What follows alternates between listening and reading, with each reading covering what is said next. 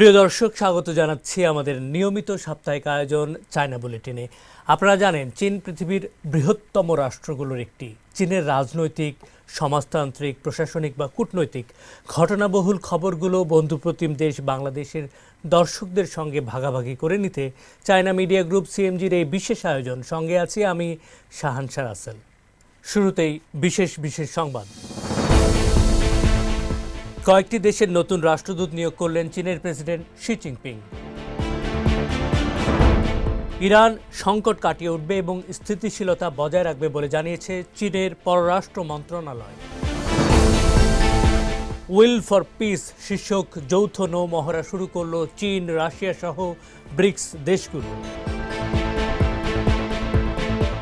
চীনের নির্মিত মানববিহীন কার্গো বিমানের প্রথম সফল উড্ডয়ন। এবার বিস্তারিত।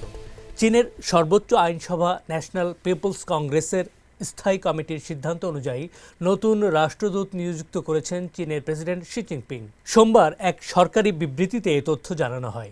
নিয়োগকৃত রাষ্ট্রদূতরা হলেন ফিলিপাইনের চিংছুয়ান, নেদারল্যান্ডের শেনবৌ, আন্তিগুয়া ও বারমুডায় চিয়াংওয়ে, মালিতে লি শিয়াং, কুয়েতে ইয়াংশিন, সিয়েরা লিওনে চাও ইয়ং, স্লোভেনিয়ায় খাং ইয়ান, পর্তুগিজে ইয়াং ইউরো এবং সুইজারল্যান্ডের জেনেভায় জাতিসংঘের অফিস এবং অন্যান্য আন্তর্জাতিক সংস্থায় স্থায়ী প্রতিনিধি ও রাষ্ট্রদূত চিয়া কুইত।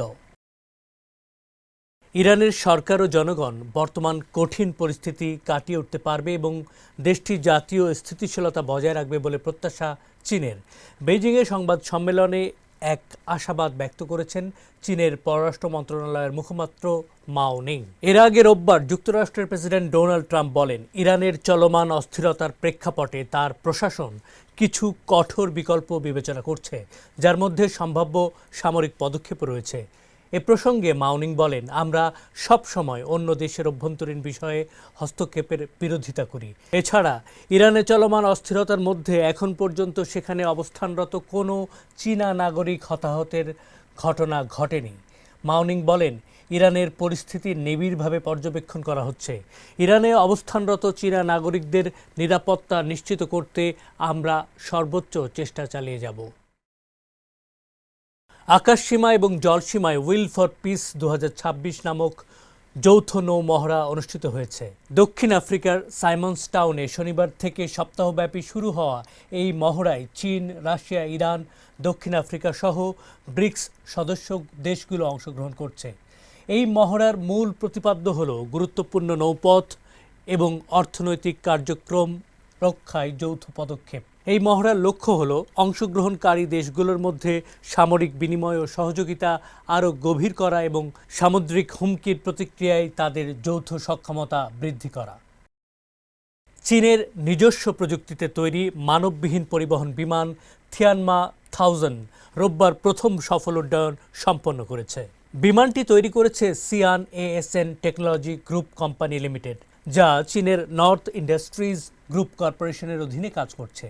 বিমানের সর্বোচ্চ দূরত্ব 1800 কিলোমিটার, যা দিয়ে দ্রুত সরবরাহের জন্য এয়ার এক্সপ্রেস লাইন স্থাপন করা সম্ভব। এছাড়া এটি পাহাড়, ভবন বা অন্যান্য বাধা স্বয়ংক্রিয়ভাবে শনাক্ত করে ও এড়িয়ে চলে, ফলে অজানা বা কঠিন এলাকায় নিরাপদে কাজ করা সম্ভব। থিয়ানমা 1000 একসঙ্গে লজিস্টিক পরিবহন, জরুরি উদ্ধার এবং সামগ্রী দ্রুত পৌঁছানোর কাজ করতে পারে। দর্শক, এই ছিল আমাদের এবারের আয়োজনে। অনুষ্ঠানটি টেলিভিশনের পাশাপাশি সামাজিক যোগাযোগ মাধ্যমে দেখতে ভিজিট করুন www.facebook.com/cmg বাংলা এবং ইউটিউব চ্যানেল সিএমজি বাংলাতে। আবারও দেখা হবে পরবর্তী সপ্তাহে। দেখার আমন্ত্রণ চাইছেন।